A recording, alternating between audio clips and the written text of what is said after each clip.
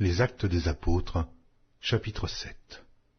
Le souverain sacrificateur dit, « Les choses sont-elles ainsi ?» Étienne répondit, « Hommes, frères et pères, écoutez.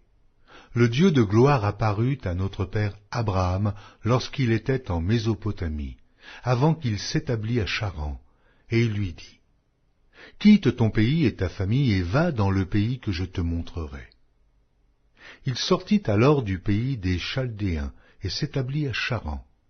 De là, après la mort de son père, Dieu le fit passer dans ce pays que vous habitez maintenant. Il ne lui donna aucune propriété en ce pays, pas même de quoi poser le pied. Mais il promit de lui en donner la possession, et à sa postérité après lui, quoiqu'il n'eût point d'enfant. Dieu parla ainsi. Sa postérité séjournera dans un pays étranger, on la réduira en servitude, et on la maltraitera pendant 400 ans. Mais la nation à laquelle ils auront été asservis, c'est moi qui la jugerai, dit Dieu. Après cela, ils sortiront, et ils me serviront dans ce lieu-ci. Puis Dieu donna à Abraham l'alliance de la circoncision, et ainsi, Abraham ayant engendré Isaac, le circoncit le 8e jour. Isaac engendra et circoncit Jacob, et Jacob, les 12 patriarches. Les patriarches, jaloux de Joseph, le vendirent pour être emmené en Égypte. Mais Dieu fut avec lui, et le délivra de toutes ses tribulations. Il lui donna de la sagesse, et lui fit trouver grâce devant Pharaon, roi d'Égypte, qui l'établit gouverneur d'Égypte et de toute sa maison. Il survint une famille dans tout le pays d'Égypte et dans celui de Canaan. La détresse était grande, et nos pères ne trouvaient pas de quoi se nourrir. Jacob apprit qu'il y avait du blé en Égypte, et il y envoya nos pères une première fois. Et la seconde fois, Joseph fut reconnu par ses frères, et Pharaon sut de quelle famille il était. Puis Joseph envoya chercher son père Jacob et toute sa famille, composée de 75 personnes. Jacob descendit en Égypte, où il mourut, ainsi que nos pères, et ils furent transportés à Sichem et déposés dans le sépulcre qu'Abraham avait acheté à prix d'argent des fils des morts, père de Sichem. Le temps approchait où devait s'accomplir la promesse que Dieu avait faite à Abraham, et le peuple s'accrut et se multiplia en Égypte, jusqu'à ce que parut un autre roi qui n'avait pas connu Joseph.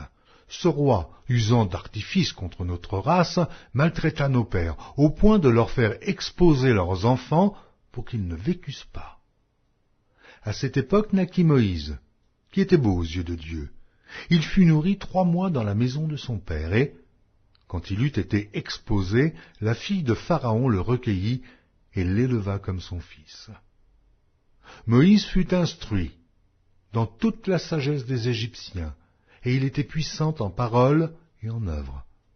Il avait 40 ans lorsqu'il lui vint dans le cœur de visiter ses frères, les fils d'Israël. Il en vit un qu'on outrageait, et, prenant sa défense, il vengea celui qui était maltraité et frappa l'Égyptien. Il pensait que ses frères comprendraient que Dieu leur accordait la délivrance par sa main. Mais ils ne comprirent pas. Le jour suivant, il parut au milieu d'eux. Comme ils se battaient, il les exhorta à la paix.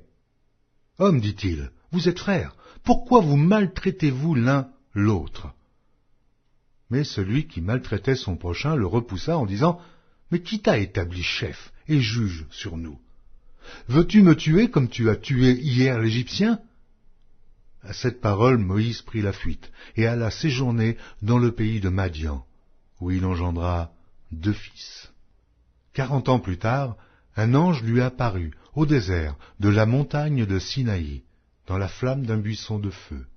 Moïse, voyant cela, fut étonné de cette apparition, et, comme il s'approchait pour examiner, la voix du Seigneur se fit entendre. « Je suis le Dieu de tes pères, le Dieu d'Abraham, d'Isaac et de Jacob. » Et Moïse, tout tremblant, n'osait regarder. Le Seigneur lui dit, « Ôte tes souliers de tes pieds, car le lieu sur lequel tu te tiens est une terre sainte. J'ai vu la souffrance de mon peuple qui est en Égypte. J'ai entendu ses gémissements, et je suis descendu pour le délivrer. Maintenant, va, je t'enverrai en Égypte, Ce Moïse qu'ils avaient renié en disant « Qui t'a établi chef et juge ?» c'est lui que Dieu envoya comme chef et comme libérateur avec l'aide de l'ange qui lui était apparu dans le buisson. C'est lui qui les fait sortir d'Égypte, en opérant des prodiges et des miracles au pays d'Égypte, au sein de la mer Rouge et au désert pendant 40 ans.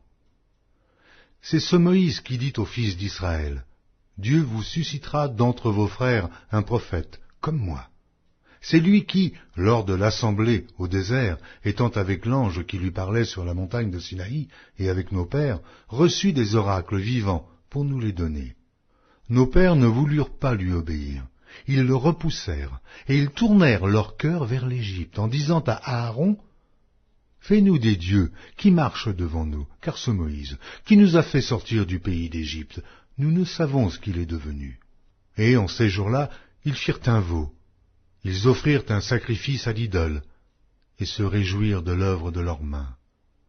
Alors Dieu se détourna, et les livra au culte de l'armée du ciel, selon qu'il est écrit dans le livre des prophètes, « M'avez-vous offert des victimes et des sacrifices pendant 40 ans au désert, maison d'Israël?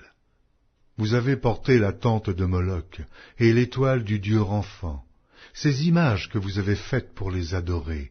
Aussi, vous transporterai-je au-delà de Babylone. » Nos pères avaient au désert le tabernacle du témoignage, comme l'avait ordonné celui qui dit à Moïse de le faire d'après le modèle qu'il avait vu.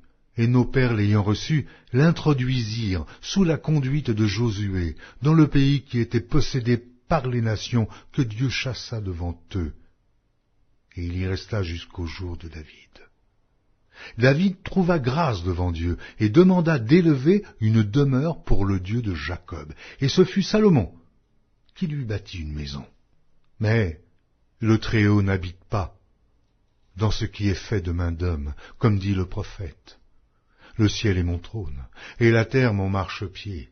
Quelle maison me bâtirez-vous, dit le Seigneur, ou quel sera le lieu de mon repos? N'est-ce pas ma main qui a fait toutes ces choses? Homme au cou raide, incirconcis de cœur et d'oreille, vous vous opposez toujours au Saint-Esprit, ce que vos pères ont été, vous l'êtes aussi. Lequel des prophètes vos pères n'ont-ils pas persécuté?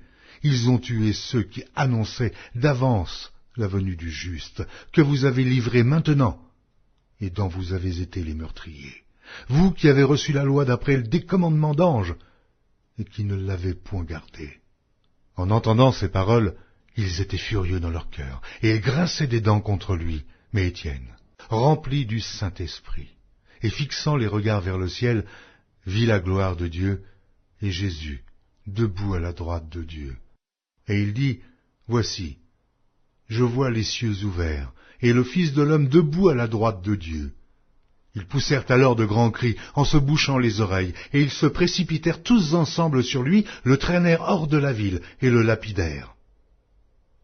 Les témoins déposèrent leurs vêtements aux pieds d'un jeune homme, nommé Saul. Et ils lapidaient Étienne, qui priait et disait, « Seigneur Jésus, reçois mon esprit. » Puis, s'étant mis à genoux, il s'écria d'une voix forte, « Seigneur, ne leur impute pas ce péché. » Et, après ces paroles, il s'endormit.